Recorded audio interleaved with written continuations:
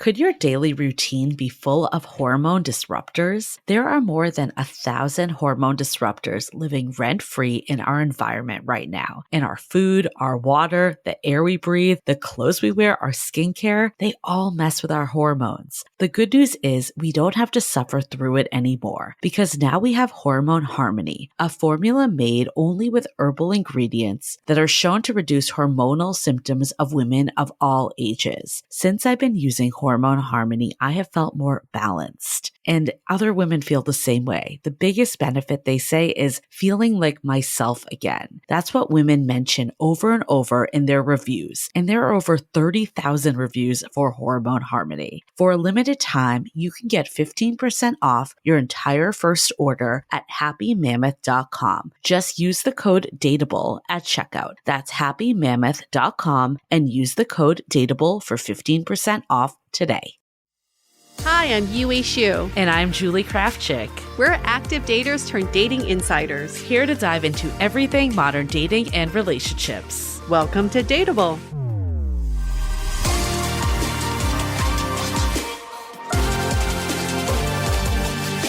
Hello, friends. Welcome back to another on season. I feel like we always have this awkward middle. It's like the middle years right here. Yes, we're the middle child years. It's the gray area, the gray zone for our podcast. We're off season, but we're on season. We're just not naming this as part of the season. But you all like these episodes. We like these episodes where we get to interview each other and kind of do a year in review in some ways. These are kind of fun. I think we should call it the build up to how to be dateable era. Oh, build up phase. Yes. Yeah. Is that what it's called when I don't know. You build a home? I don't know. We're laying the foundation. This is the base salad, and we're adding the toppings later. I don't know if that made any sense, but this episode, I get to interview Julie, and I've prepped some stuff. Actually, I've been prepping for this episode for a while because I'm like, oh, where can we go deeper with what your life has been like in the past year that we haven't had a chance to? So I'm very much looking forward to getting deep. But I do want to reflect back on this same time last year. So beginning of 2024, it seemed like things were kind of in flux for you, especially with our stuff. What were we doing in 20? I'm like, I can't even remember that far back. I feel like this year. Okay, 2024, I hadn't quit my job yet, but in my mind, I had quit my job. You already quit. You had already quit. I remember my manager at the time, who was the worst. But anyways, he's like, you should take some time off in January. So I'm like, great. Because I was planning on quitting in January. I'm like, awesome. Then I will leave in February after I get 3 weeks PTO. And then you did have cold feet for some of that time because totally. You definitely made the decision that you wanted to quit and then go do Dateable full time. But during that waiting phase, oh my God, probably was the worst because you're like, this is awesome, not having to be at my job. But then at the same time, am I making the right decision? So things were in flux this time last year. And now fast forward to this year in 2025, you've already been full time with Dateable for almost a year now. Yeah. That's wild. And recently engaged, and our book is about to be out end of this month. So how are you feeling now compared to this time last year? Yeah, I'm like, oh, this is such a good question, like bringing me back. I think that I feel like things are in motion right now. I feel like 2025 is the year that a lot of the hard work comes to fruition, especially with the book, I think is first and foremost. Clearly, we're seeing it actually come out and people can read it. And that to me is so exciting. It just feels like you and I have been working on this forever. So that's really exciting. And then I think like even, the next phase with my partner and getting engaged in December, I kind of like that it like closed out the year. Yeah. And it's bringing us into 2025, set up to take that next step together. And we're, still figuring out dates and all that. We're trying for a 2025 wedding because, why not?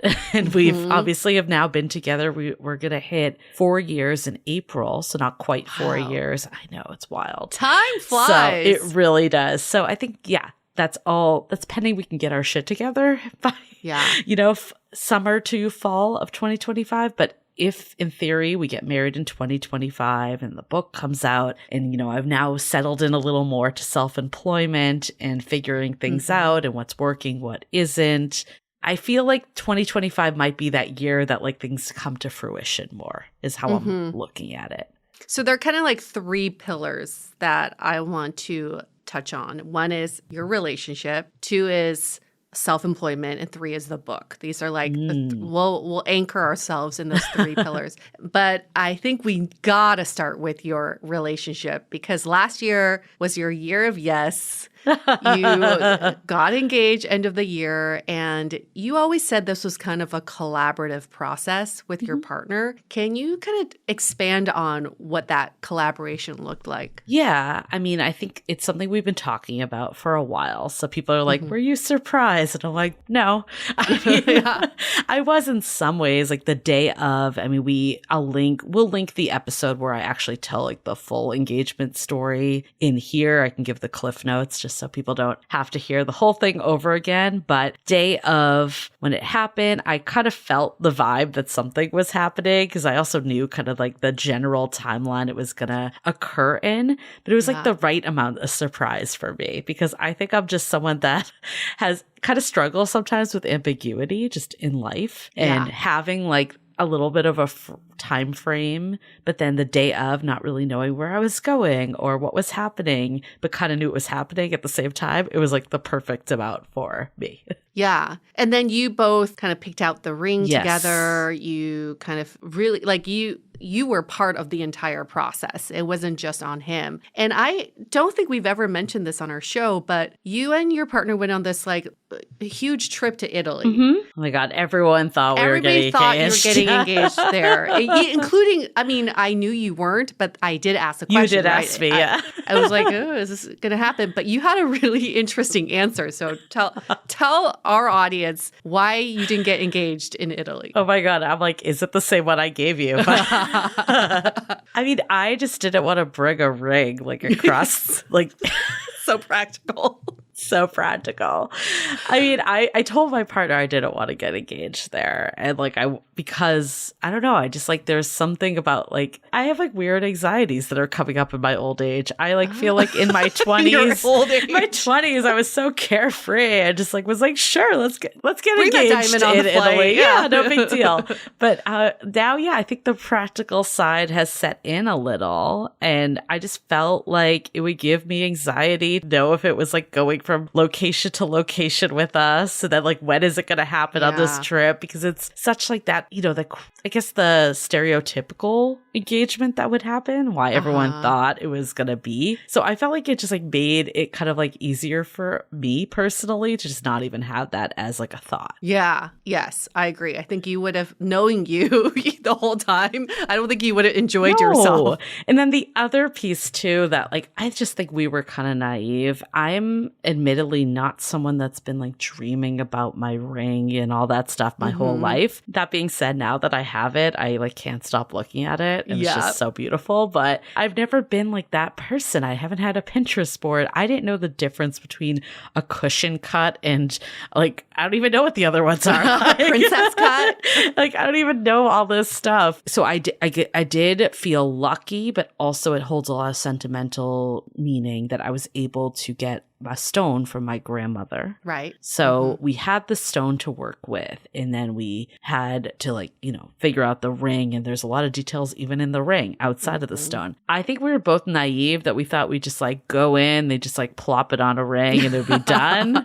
And it was like a 6-week process to put the stone onto the ring and get this custom made once we figured out what we wanted. And then we had to like go to a couple places, and it just was longer. So it wasn't even ready for Italy. So that was like, it was like a moot point because of that too. That's true. Yeah. You weren't going to have it with you. Okay. So if you never fantasized about the ring, did you ever romanticize the proposal itself before meeting your partner even? I remember just being like a teenage girl thinking about that day when I get proposed to. I think this gene has been missing in me, to be honest. And okay. Surprising as a dreamer. It is very surprising. I will say, when it became real, I like started to kind of think about it more. And I was like, I just want something that feels like you gave this thought. That was more of it. Like, it didn't need to Yeah. be like, I didn't need to be like whisked away in a hot air balloon or anything like that. It was more of just, I wanted to know that like some thought and, you know, intention was put into that proposal. And I was very happy with the way it turned out. My partner knows me well. He, you know, A+, he did a great job. So, but yeah, I didn't really have like a predefined idea. I think I was thinking about like things we do and places we go. And I was like, oh, a hike would be really nice. So like when that actually was the activity that I knew was happening, I was like, oh, that would be a great place for it to happen. Okay, but you said something kind of interesting. You said when it became real, then you started thinking about it more. With your previous relationship, when it wasn't real, but you were trying to make it work, did you have any fantasies about? No. And we talked in my previous relationship, again, actions and words didn't always align, but he would say things like, I want to marry you and like all this stuff. So the actions were not there yet. And I would not say it's anything close to like where I am in this relationship. That being said, maybe I just didn't believe it fully or like where it was, but I never thought about like the proposal or getting married. Like maybe there would be like little glimpses of thinking about the day with, I don't know, families and stuff, but like not really. And like my friends, I feel like for a long time, I was kind of like, I don't even need like a full wedding. Like elopement would be good. I actually think my partner, like when we first started dating, we talked about, you know, even weddings like early on. And I feel like he had like a little more of a traditional point of view on it. And it kind of got me there as well. I think where I'm at currently is like the wedding industry is insanity. Yeah. I've started looking and it's just like the amount of money it is absurd. But at the same time, like if we're going to have people like fly in from across the country, like you want to do something nice for people. Yeah. So that's where I'm at right now of like trying to balance, like not going crazy and like making some people like it can become your life. And we have enough on our plate that it can't become my whole life to do this. And, you know, balancing self-employment and a book launch is also very much a priority. Yeah. So it's going to be that balance of having something nice, but not going so stressed out. I mean, just a sidebar about the wedding industry. My friend, when she got married, she booked her venue telling them that it was for a birthday. Oh, and it was a third the cost. Okay, I actually joked around about this. I'm like, can you? And then just show up in a white dress. Yes. What are they going to do? The venue's already booked. And it was like such a good hack. She's like, I paid $2,000 for this venue versus whatever like absurd amount that they quoted her when she said it was for a wedding. So anyway, just food for thought. The wedding industry is completely fucked up. It is your one day, or technically like hopefully your one day. So they want you to spend as much money as possible. Birthdays come every year. So that's where the difference is. It's like they kind of make it that you have to. Because it's like if that's the norm, right? Yeah. Yeah. So if the 13-year-old Julie had witnessed you today, what would she think? I mean, I think she would think that I'm lucky, you know? I'm lucky to have found someone so wonderful. I mean, I think at the end of the day, that is still, I feel very happy right now because I feel like blessed that I found someone that is like my best friend and, you know, that partner that I have been looking for. It's funny because he told this story actually to one of his friends that like he was kind of nervous to listen to the podcast at first when we met. Not because like, I don't know, like I think he was thinking like, what if I like said I was like looking for something that wasn't him? That was like his thought. But he actually like binged it when I did a trip to Vermont with my brother and sister-in-law. Like probably like I think we met in April and this was like around July. So like a couple months in, he tried to not listen to the podcast before that. Couldn't stay away. Well, he wanted to like get to know me for me, you know, and not like this, you know, not that I'm different on the podcast, but it is more performative than maybe you are in real life, right? It's like you're on. It's edited. It's edited, yeah. And he didn't want that to taint his view of me and wanted to get to know me like real time. But then when I went away, he was like, okay, I'm going to listen now. So I had sent him like a whole list of like the best episodes and all that. And I don't know, it wasn't like I sent him an episode where I was like saying what I wanted. I'm not sure if there was like one episode that was like that. It probably just like came out organically. And I remember him telling his friend, like, I actually listened and realized like I was what Julie wanted. And like, you know, like that. Like all the qualities were there. And I'm like, yeah, of course. That's why I'm with you. And that's why I like you. That's really good to know. I mean, it's very validating to hear, to have that reflected back to you. Yeah. From him, right? That you're like congruent in what you're looking for and then what you put out there. So at what point did you know that you wanted to marry him? I feel like, pretty early on, I think. I knew, you knew, like this just always felt different to me. That was the word I used. And I remember just describing him as like wonderful, like when I met him. He just was so refreshing and authentic. And just, I always say like we never stopped talking. That was, I think, like the one thing that we both say is so unique compared to like other people you'd go out with. It just felt effortless in like a communication sense and just feels like you were like with someone that you've known for a while. It feels like I've known him more than 4 years. Even though 4 years is a long time, I feel like I've known him my whole life. So I think early on, I knew. And I think what was interesting was I kind of had this thing. This is the achiever in me for the people that have listened to our dating archetypes. And have you all taken the quiz? Taken the quiz. Yeah. I think I thought like, okay, I met someone later in life. It's all like, working out well.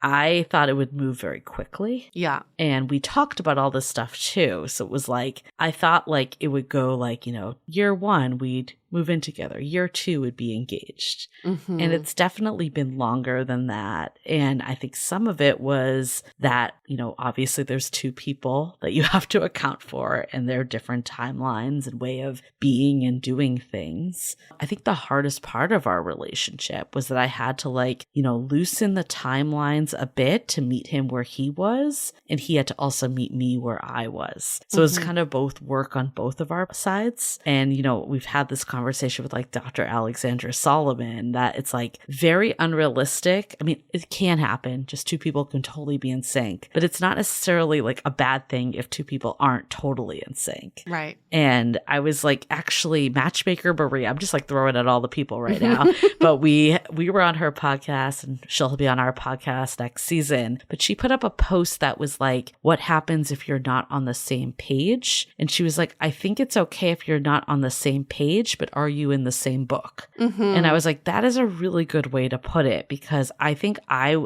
had this idea that like we'd always be in lockstep. And then when that didn't happen, sometimes it gave me a little pause. Like I knew early on that like this is someone that like I could envision myself with and getting married to. But when that came up, I was like, oh, is this like me? Like, does this mean something? Like, is this not as smooth as I thought? And I think I had to really like come to terms with the fact that like that's just not realistic. And it doesn't mean that there's something broken in it. And we were able to talk through things and get to a place where we're both feeling more comfortable. And I'm very glad that it unraveled the way it did, because I would never wanted to like have someone rush into things like it took us a little more time to move in together. It took us a little more time to get engaged, but I'm glad it did. And I just feel like we have a much stronger foundation right now than if we had done all this in like the 2-year mark. So, I mean, we've had so many conversations about pace discrepancy when you were in the middle of pace discrepancy and you had offered some advice for anybody going through it. But now that you've come out of it, at least in this phase of your life,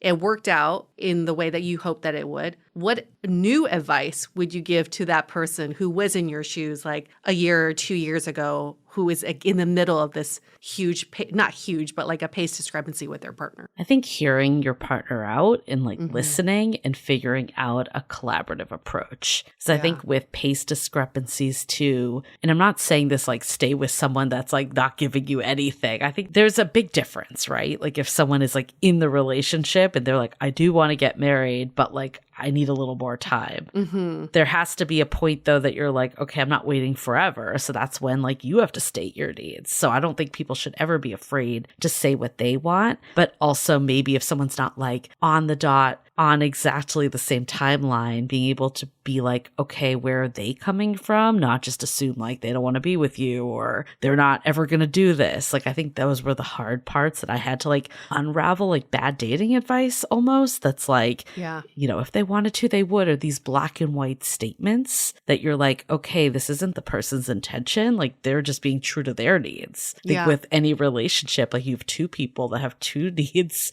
that have 2 ways of approaching things.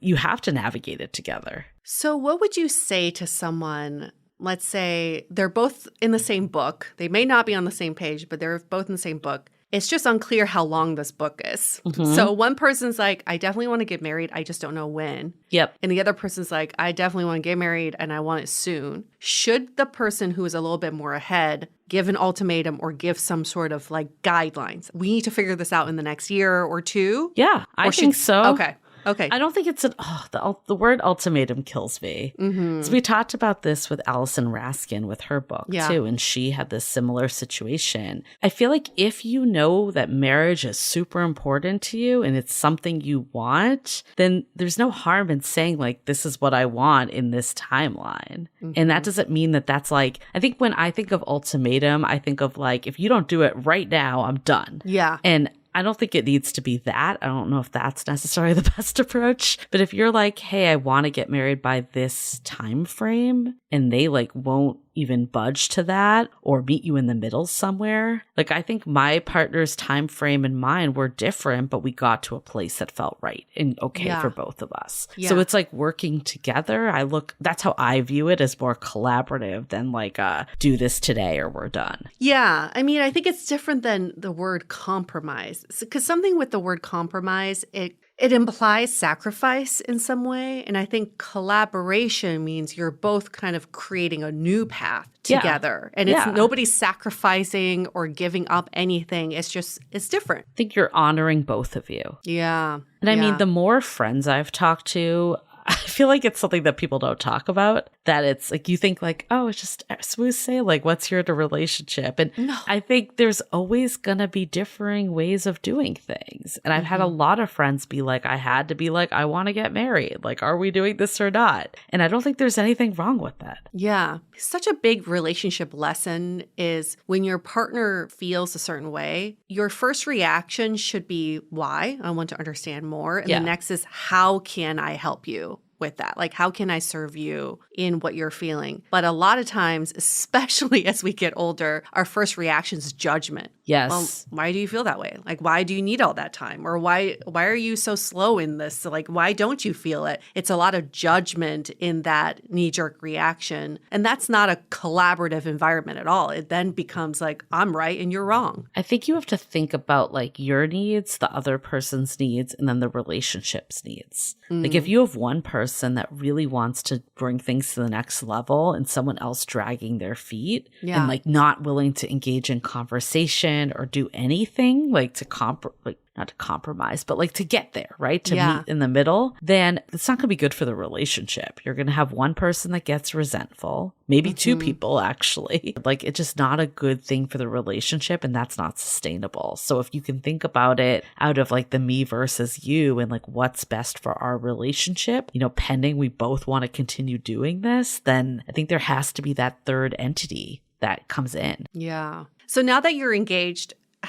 in what ways does your relationship feel different? And in what ways does it feel the same? It feels completely the same. I think that's, I was wondering if you were going to ask me that. And I think like, I don't know. I mean, maybe I shouldn't say 100%. Like, I think there is this nice feeling of like, we are doing this. Like we're both like saying that we're taking this next step together. I think maybe with family, it feels more ingrained. That might be it. Yeah. That like, it's not that it didn't before, but it feels maybe like, okay, this is serious. This person's like, his family was like, welcome to the family, and they were like, not that you weren't before. And I think it's like, that is the reality though. It's like, we have been so ingrained in doing life together that I think on a day to day, it doesn't feel totally different. Yeah. And a lot of my friends have even said this about getting married. Like if you have been living with your partner for a while, it doesn't actually like all of a sudden feel like, oh my God. I think you hear of couples that they're like, the first year of marriage was the hardest. And again, I haven't been married, so maybe I'll take this back someday. But I feel like for the people that have been living together, like pseudo-married, that it's the transition isn't maybe as big as if like, I don't know, there's some couples that have been like living at their parents' house until they get married. Yeah. So it's just hard to like compare. It's like apples to oranges. Yeah. And I think that is a kind of a funny thing that I've experienced with some of my friends is like, oh, don't do the marriage thing till you get the commitment, right? Like, don't move in, don't give him the cake yet, right? But then the argument on the other side is if you don't ease your way into marriage, then marriage is going to feel very shocking because it's going to be very different. And then how are you going to sustain that relationship? So I'll give you an example. My friend who's been married for 6 months, they were long distance, had never lived in the same city together. Now they live together. And she's like, oh, the other day I came home around lunchtime and he just ordered food for himself. And I said, well, now that we're married, you should think about food for me too. Yeah. And the back of my mind was like, even if you aren't married, if you're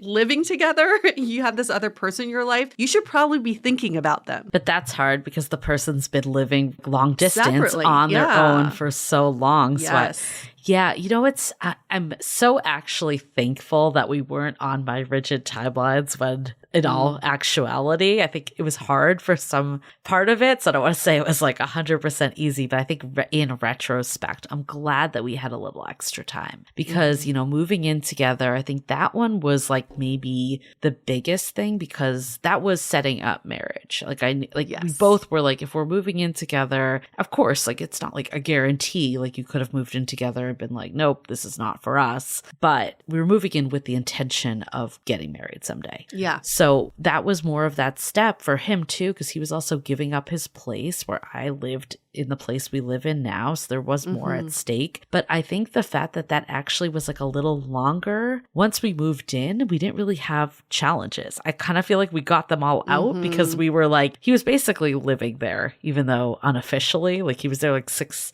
out of 7 days living there. And I think we like went through a lot of like the living together challenges, like the more domesticated stuff of like the things that roommates even have challenges with each other. But I think if we had just moved in, we might have been like, ooh, do we move in too quickly? Or like, is that, So I think that having the extra time has let us ease into things more. Yeah. So then it doesn't feel as jarring each step. Before we get into this further, we're going to take a break for our sponsors. Start the new year with a new language in your repertoire. What a great time to acquire a new language when you're energized and ready to tackle a personal challenge. It's certainly on my list, and I'm so grateful to have Rosetta Stone as my handy language tutor, the most trusted language learning program available on desktop or as an app. It truly immerses you in the language you want to learn by employing fast language acquisition tools, such as no English translations and an intuitive process that helps you pick up a language naturally, first with words, then phrases, then sentences. Everything's designed for long-term retention, so you don't have to worry about forgetting that language when you actually need it. Start the new year off with a resolution you can reach. Today, Dateable listeners can take advantage of this Rosetta Stone's lifetime membership for 50% off. Visit rosettastone.com/today. That's 50% off unlimited access to 25 language courses for the rest of your life. Redeem your 50% off at rosettastone.com/today. Today. I really think you should move in together before marriage. I really think so. Like it's the ultimate test of a relationship is to live with someone, and you don't know till you spend every day together. I mean, I feel like people need to do what's right for them. So I'll never say like you have to move in together. But for me, I knew I wanted to live together first. Because I agree with you. It's like, yes, it would have sucked if we moved it together and then had to like unmove in together and all that. But it's still a lot easier than if you get married and then divorced and all that. So it's like one like more, I guess, trial period, if you want to call it that. Yeah, or it's an ease in still. Yeah, the ease in. It's just, you're just taking another step into it. And also, both of you had never lived with a partner before. Right. So that was also a new experience in itself. Definitely. And I think, there's clearly a lot of benefits of living alone that I think maybe sometimes we miss to some degree. But I think there is something just so nice of like basically having like a sleepover party with your best friend every night. And there is something like really fun about that of just like, I love my favorite moment is like in the morning when he'll like come over and just like, kiss me good morning. Yeah. And now he's been saying buongiorno after our Italy trip. He's full on Italian now.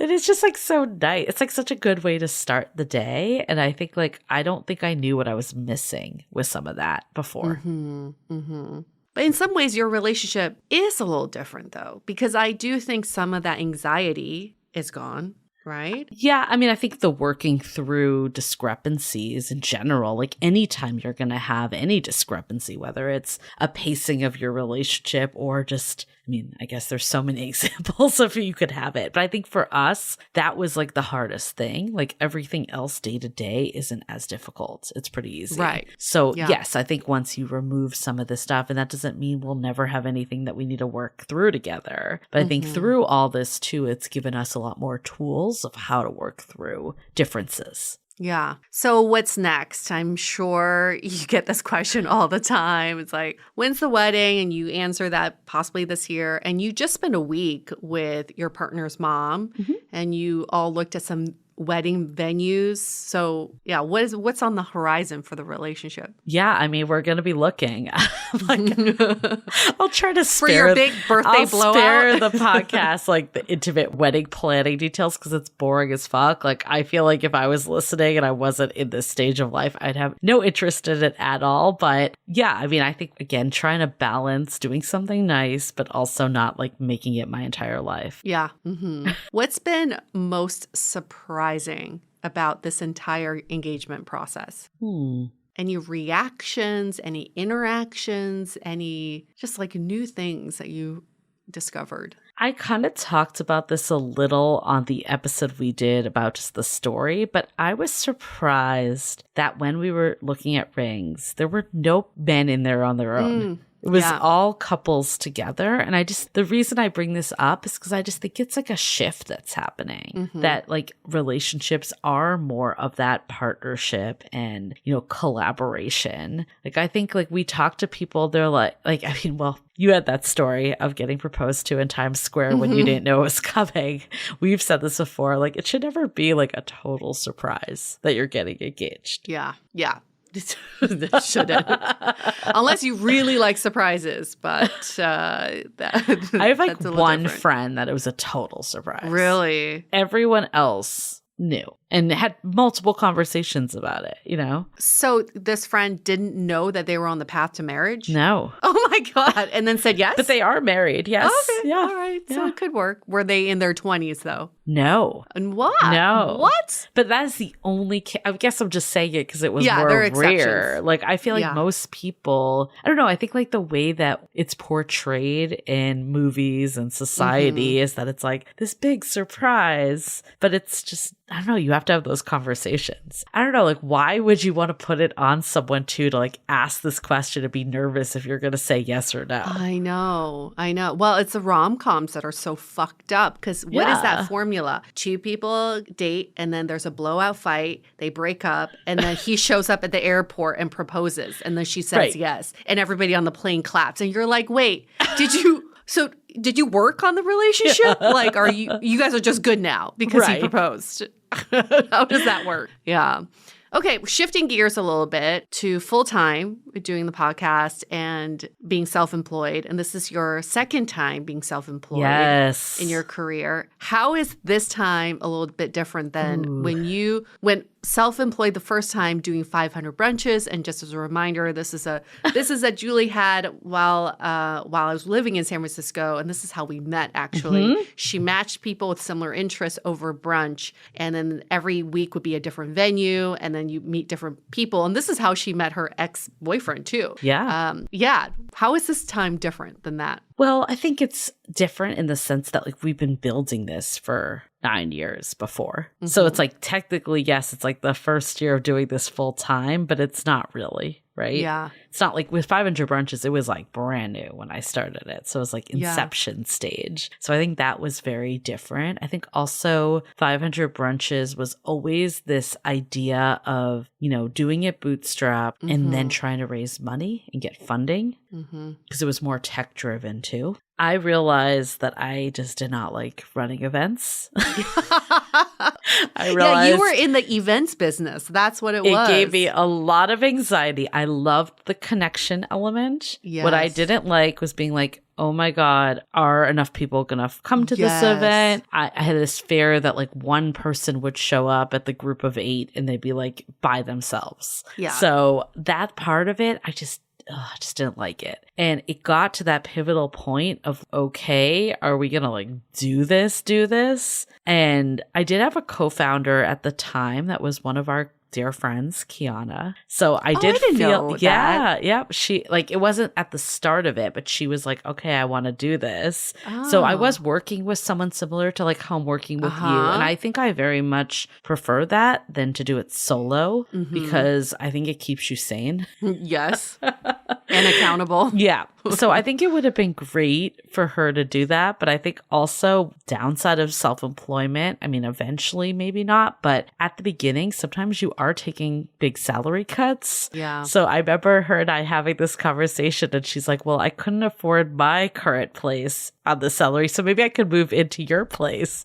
And then I was like, okay, you are like one of my best friends, but like we'd work together, live together and be friends. Like it just felt like it would not work. Yeah. And it wasn't just that. That was not the reason why I didn't do it. I think it was more the events. And I'm like, once you get funding, you are locked in. So it was like, I decided, I was like, I don't want to do this. Like, this is like not what I want to do with my life. So I think that for me was very clear. But I do think it led to Dateable. So I was very glad it did. And it's kind of in the same realm. This is like a long-winded way of answering your question of like what the difference is. But no, that's good. I think a big piece of what's different too is, I don't know, maybe I was like younger and dumber back then.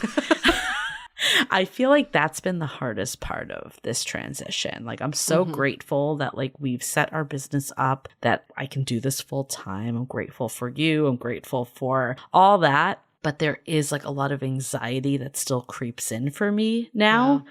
That I just feel like I didn't have back then. I don't know. Yeah. I had less expenses back then. I had less like riding on my life, I guess. Like the older you get, I think the more comes in. And I don't know, I'm trying to manage all that. That's like kind of the one area that hasn't been great this year, just full transparency. There's been so much that's been wonderful. But I think the getting ahead of myself of like, oh my God, how do I make this all work? And like, what if I want to have kids and kids are expensive and like all of this stuff. And I'm just like, oh my God, I need to bring it down a little and just, you know, focus.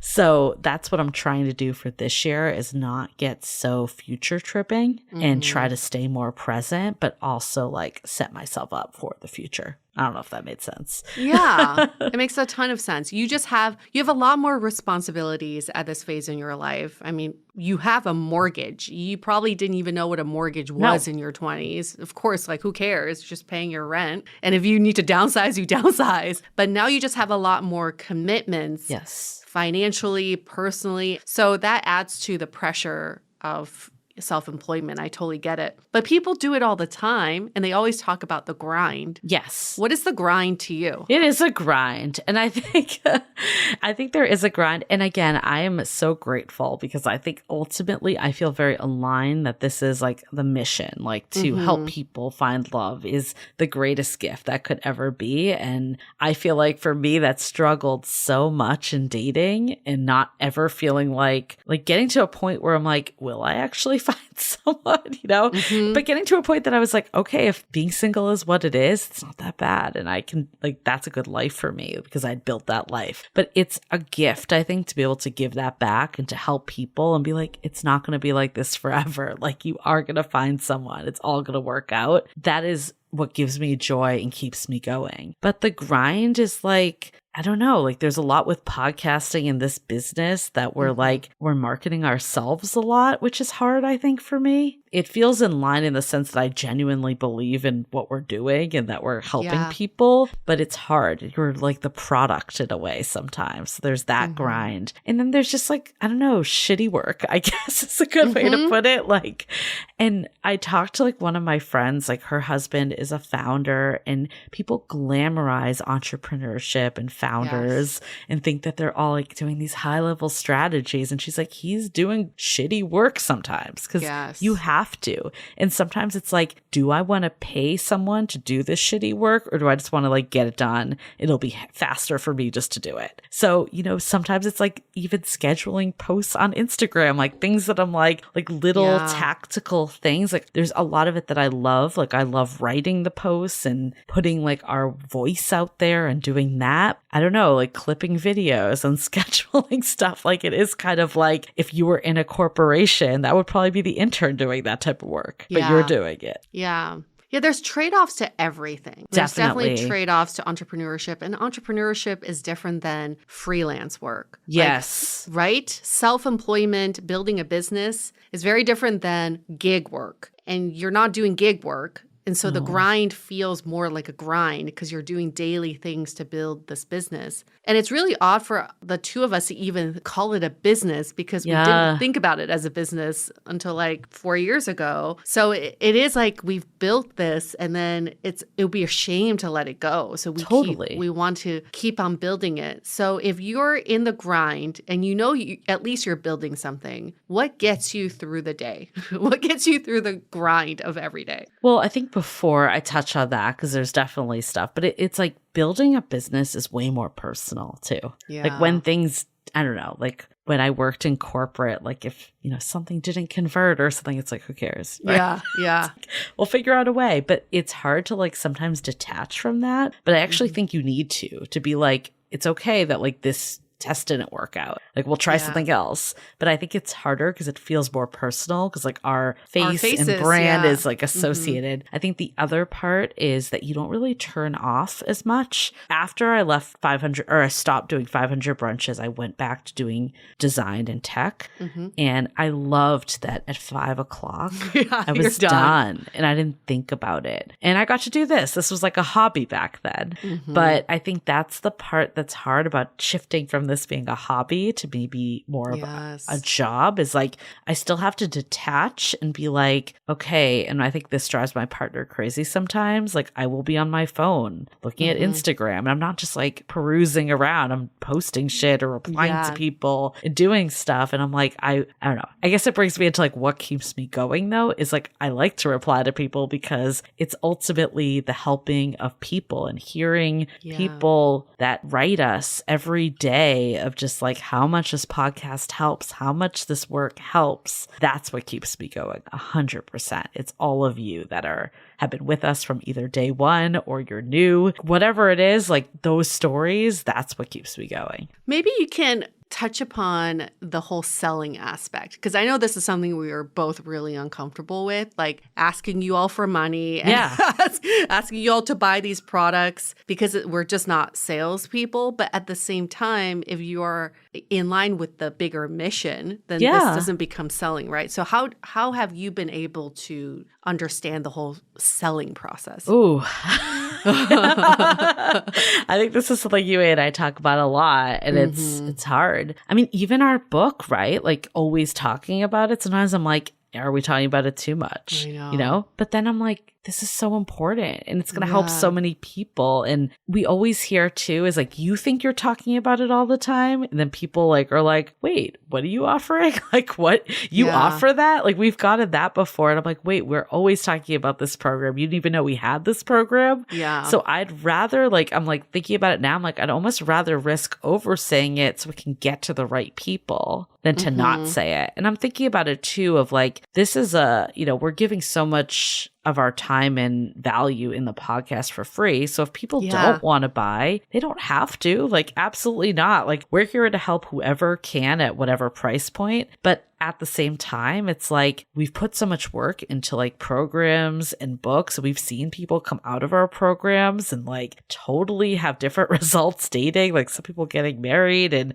finding their person and all of that. So I'm like, at the same time, like, why wouldn't we want to help people if they're willing to pay for it? Yeah, it's such an internal conflict because you and I are like this, it's like we're not full of ourselves to be like, buy this shit from us and like listen to us. But it comes from a place of sharing because we learned this and it's like we can't gatekeep this. Like people need to know, but it has to come at a value because if we do give a lot of this stuff away for free, people don't see the value in it. There has to be a Totally. price to it, right? And I think, I think what keeps me going with it though is getting those emails or seeing people write back. We had someone in our Facebook group like recently congratulate me. And then she was like, by Yeah. the way, I've been in this relationship. And I'm like, I remember you from our Finding Your Person program. I remember Yeah. talking to you on the phone. I'm like, that gives me so much like confidence to keep going. Cause I'm like, oh, that's like proof that this was worth it for this person. Yeah. And our book. Our book, our book. baby. Our third pillar. Our third pillar. It is kind of like our baby that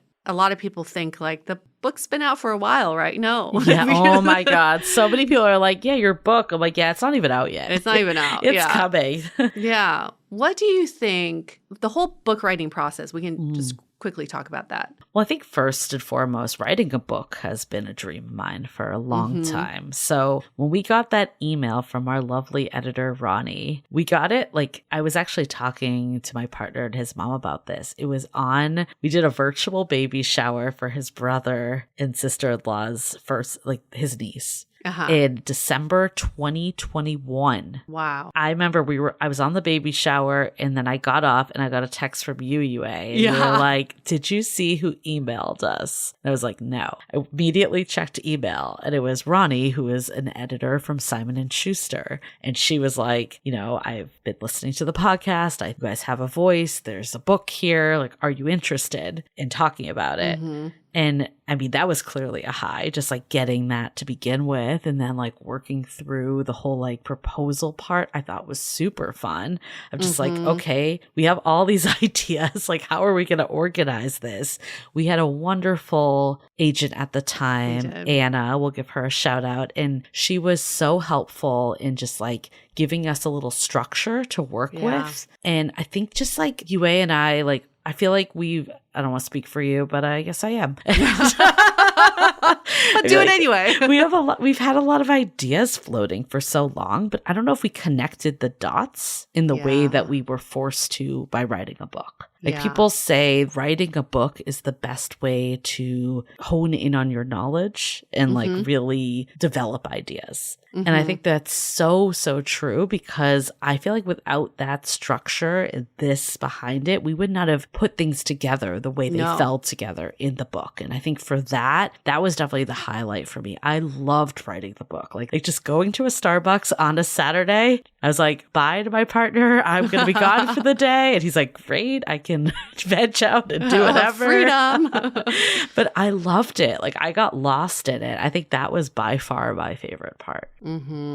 Okay, with that, we're going to take a quick break to hear from our sponsors. What is the impact you're hoping to make this year with the book? I mean, I'm hoping to restore people's faith in love and dating and relationships because I really, truly believe that, of course, you can be happy single. I'm not saying that you can't. I do think, though, relationships, especially intimate, romantic ones, are one of the best things in life. And I love my friends dearly. I love my family dearly. And those relationships are incredible and amazing. But there's just something different about having that person that's always in your corner, that's a partner, a true partner. That being said, you have to find the right person, not just any person, because if you don't, then it also can be miserable and you don't get those like feelings of, the incredible part of partnership. So my hope is that people will, one, enjoy dating more because I think it's a shame that it's gotten so toxic. And when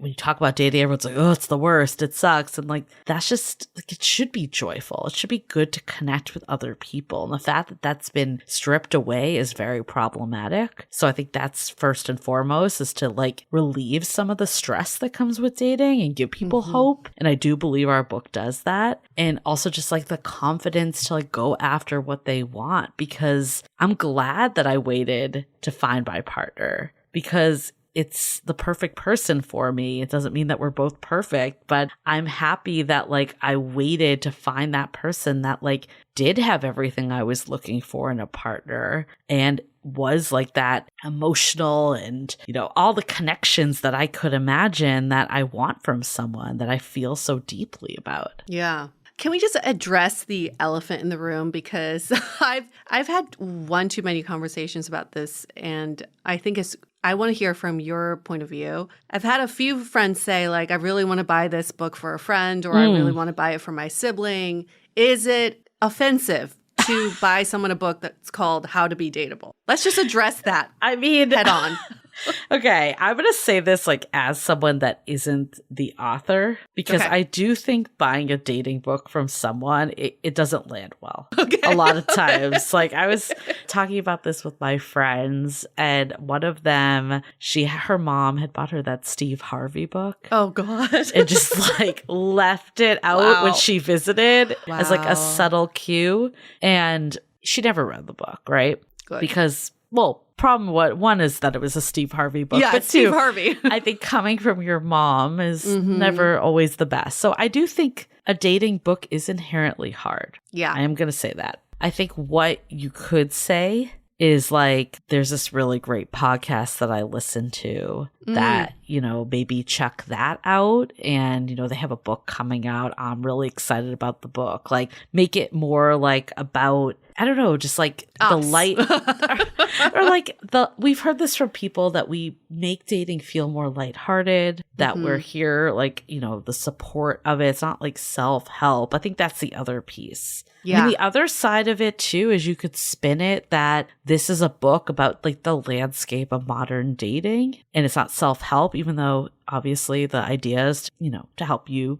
find your person and have the love life you've always wanted. But I think self-help sometimes is like a tricky thing to buy for other people. But I don't think it's like, our book is not like self-help traditionally. Yeah. Right. Like after reading it, like you're going to feel inspired to date differently and to look at yourself and all of that. So it's not like it's no self-help, but I don't think it's like built on self-help either. Right. We're saying everyone's dateable. Like I don't think you have to change who you are. That is absolutely the message. Not to go into detail about it, but it was not our first choice for a title. I think we can openly say that.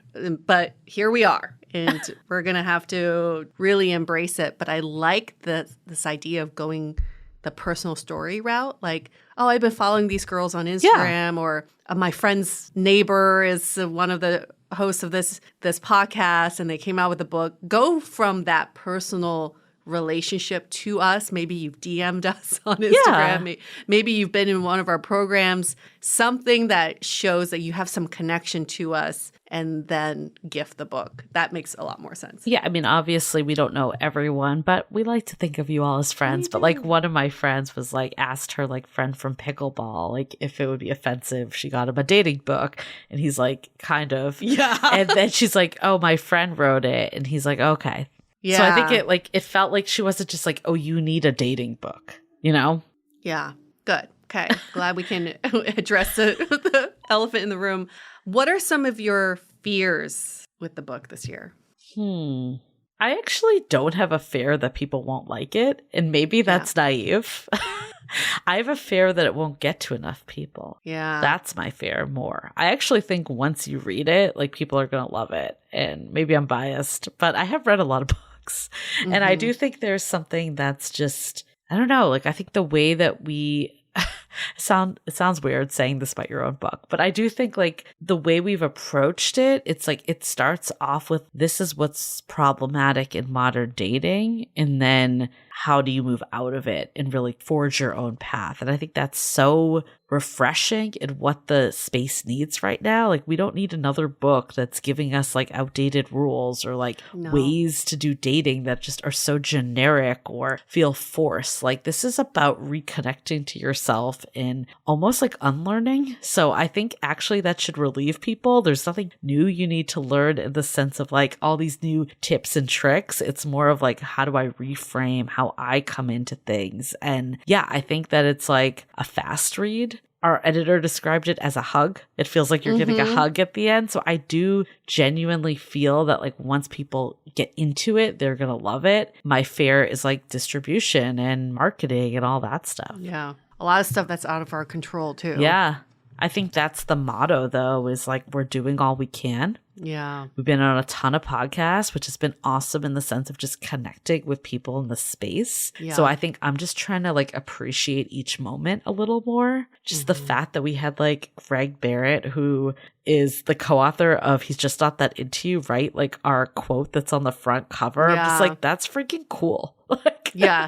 I was just like looking even at the back. Like we have Mark Groves, Logan Ury, Dr. Alexander Solomon, Ken Page. I'm like, the fact that we're talking All-star to people team in that caliber and they've like written us reviews and praise for this book. It's like just remembering each of those moments. And I was talking to my brother actually, and he's just like, the fact that you guys are publishing a book is a pretty big deal. And I think you and I forget that because we're surrounded by a lot of people that are writing books. Yes. And we think, oh, everyone's writing a book, but that is just not fact. It's a fact in our circle, but it's not actually. It is still a big accomplishment. Yeah.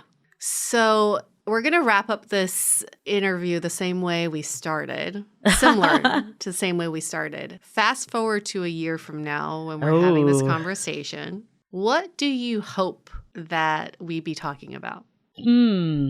I hope that, okay, so by then I hope that I have had an incredible wedding and you're already married. Yeah. I'm married. We're moving on. I had an incredible wedding, all of that. And by, what is it? January 2025, 26. Oh my 26, goodness. Yeah. So there's that. I also hope that I can look back at this period of entrepreneurship and realize it was something I had to go through, similar to dating, that you're like, oh, I had to be in the trenches. I had to like have it feel really hard. And now I was able to rise above it and like build this life that I want. So I hope that that is where I'm at, we're doing it together. That's kind of my ultimate. And then the book too, I just hope it gets to as many people that will find value in it. I know I said like my biggest fear is marketing and distribution, but like honestly, if it can even change the lives of like 10 people, that's a win. And I know it's going to change the lives of more than 10 people, but I'm just saying that as like a lowball number. But I think if it really like was able to get in the hands of millions and like we're in a different space of dating, because I think that's why I'm like, oh, I want it to reach people, because the more people it reaches and people start to like shift the way they date, we're not in this like hellscape of dating anymore. Yeah. My dream would be in January 2026, people aren't so down about dating. It's not affecting people's mental health. They're looking at it as something fun and enjoyable. And like we're actually connecting again. I think right now we're in this state of disconnection and it's so detrimental to our well-being. And if we can be in a place that people are having incredible relationships, whether it's a long-term relationship or even like one that lasts like a night, but they're like okay with it and happy and feel fulfilled, I think that would be the ideal state. I love that. I'm inspired. I'm ready. If you have to leave our listeners with one sentence, piece of advice, motto, mantra for their love lives as we kick off the new year and the new season soon, what would that be? I've said this on other podcasts, but I'm going to say it again. Let's do it. Is the trust in your timing. Yeah. Because I think it's so easy to go down the path of like, I'm far behind or I'm not where I want to be, but everything plays out the way it's meant to be. And I look back and I'm like, I needed all the experiences I had to get to where I am now. Whether that's in my love life or professional life, it all builds on each other if you're willing to look at it that way. I don't think I would have even been with my partner now if we had met years ago, because I think what I prioritized was very different, and where I was looking for people and where I was, in my own emotional maturity was very different. And I don't know if I could have built the partnership that we have today, nor could he necessarily. So I'm glad, like, while there's some days that I'm just like, oh my God, I wish we met 10 years earlier, because then the biological clock wouldn't be ticking and stuff like that, which I think is honestly, that is what fueled my timelines more than anything. And I think that's like the downside of meeting someone later in life, is that stuff comes up more. But then the I need to move past that and be like, what's meant to be will be. And there's clearly so many benefits of doing things a little later in life. The emotional maturity, like if the day comes that I'm a parent, I feel like I'm a lot more equipped now than I was maybe 5-10 years ago. Mm-hmm. So I have to be grateful for that side and really trust that it's all working out the way it's supposed to. Yeah. What a fun discussion. I like interviewing this guest. I know. This is a fun guest for us. Oh. I guess we'll leave everyone with this, just like our book is our gift to you all. It is a labor of love, and we poured our heart and soul into this book. And it does, like now you've heard, it's not in our nature to sell and to market and to pump ourselves up. So if you can help us do it, that's even better. That's even better. I hope you can all see the growth that we've gone through. And Julie, even in just this 1 year, look at how much you've accomplished, how much has changed, how much has evolved and progressed. It's really quite wonderful, like to look at that year in review. So thank you for your transparency and vulnerability and all of it, Julie.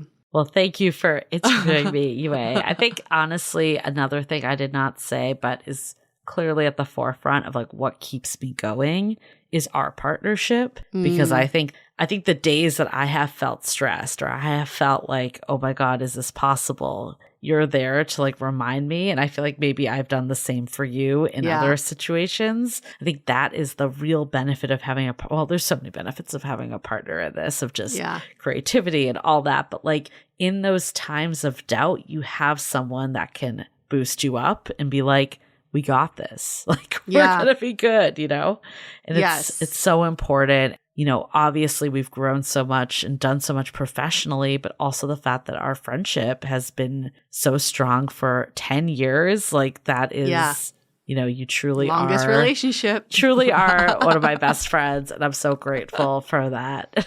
Oh, thank you. I did tear up when we were doing acknowledgments for the book. Like, I didn't cry when I acknowledged my partner. I didn't cry when I acknowledged my family. But when I got to Yue, I started tearing up. I couldn't get through it. And I think what it was is it was all hitting me that, like, we've done so much and, like, pushed so hard and worked so hard for this moment. Like, it's been 4 years of this book alone, but 10 years of doing this podcast leading up to it. And I think just seeing it all come to fruition was so moving. Yeah. In what other areas of life can you build something like this with a friend, right? You build a family with your partner, like you have kids and you build that dynamic. But with friends, it's pretty rare to have this opportunity to build something together. Totally. So we really do say this podcast is our baby. This book is our baby. We have many babies. I love that you brought that up too. I know we're at the end, but my last we're going to keep going. My last statement. I think with friendship in general, it never feels like you have a common goal. Like everyone's like doing their own thing. Obviously, I think we would have been friends even if we didn't do this podcast. So I don't think that would have changed. But I think the level of friendship I have with you is different than my other friends because we're like building this thing together. Yeah. Our lives are entwined. Oh, yes, they are. Yes, they are. All right. We're going to wrap up this episode. Again, you can get our book, howtobedateable.com. You can reach us pretty much anywhere except for our homes. Please don't show up at our homes, but you can reach us on Instagram at Dateable Podcast. hello@dateablepodcast.com is our email, or you can go to dateablepodcast.com for all the intel. And just want to thank you again, Julie. It was so fun. Such a great combo. Thank you. And thank you all to our listeners because we really could not do this without you all. That is what keeps us going. It's true. It's true. All right. Wrapping up this episode. Stay dateable.